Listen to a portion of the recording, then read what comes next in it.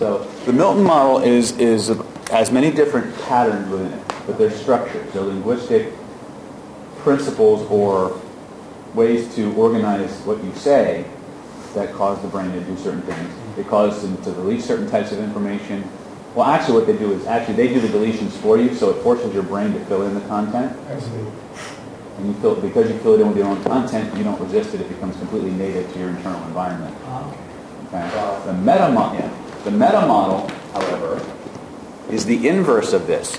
It takes into consideration that most people, when they speak, in order to be effective communicators, or at least not cumbersome communicators, you have to delete information, you have to distort information, and you have to generalize information in order to make the sentences transferable.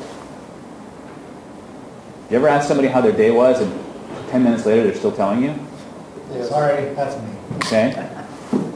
But they keep getting more and more specific, and more specific, and more, until finally you have more information than you could possibly want or need. Right? Well, most people's problems are based along those lines. As we go through the three stages, from the reptile brain to the limbic brain to the neocortex, we delete, distort, and generalize information back and forth. Okay? Sometimes we add, sometimes we subtract. But when we describe a problem, in order to transfer that information, we have to omit certain things, distort certain things, and generalize certain things so they'll fit within the structure of verbal communication. I see, because it's too much information. Like most communication that we get, imagine this. I got to get better markers. Really interesting. Yeah. Well, this is what we do.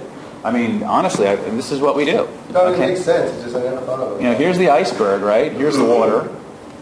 This is our language, and actually, it's our spoken language.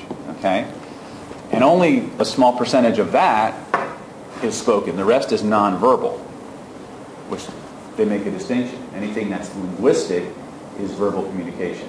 Anything that's tonal, tempo, rhythm, all the meta things to the words you use are considered nonverbal. And 93% of that, majority of that's in here.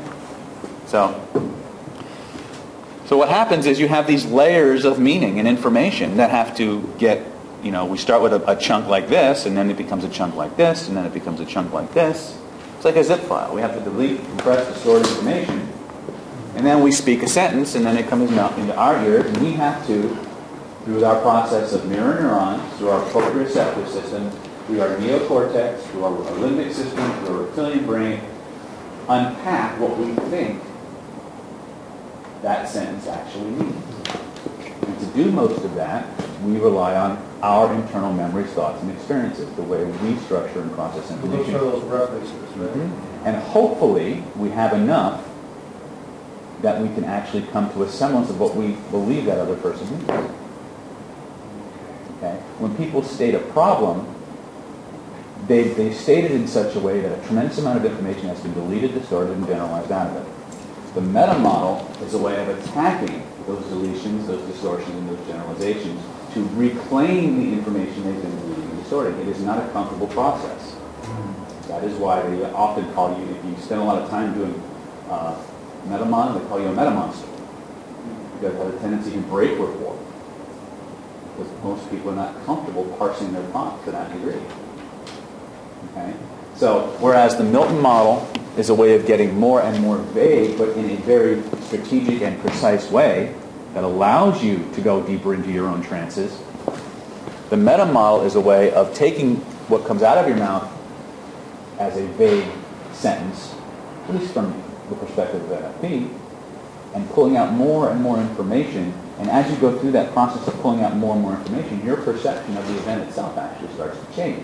Because the information you've been forgetting or removing, every time you replay that event in your head, comes back.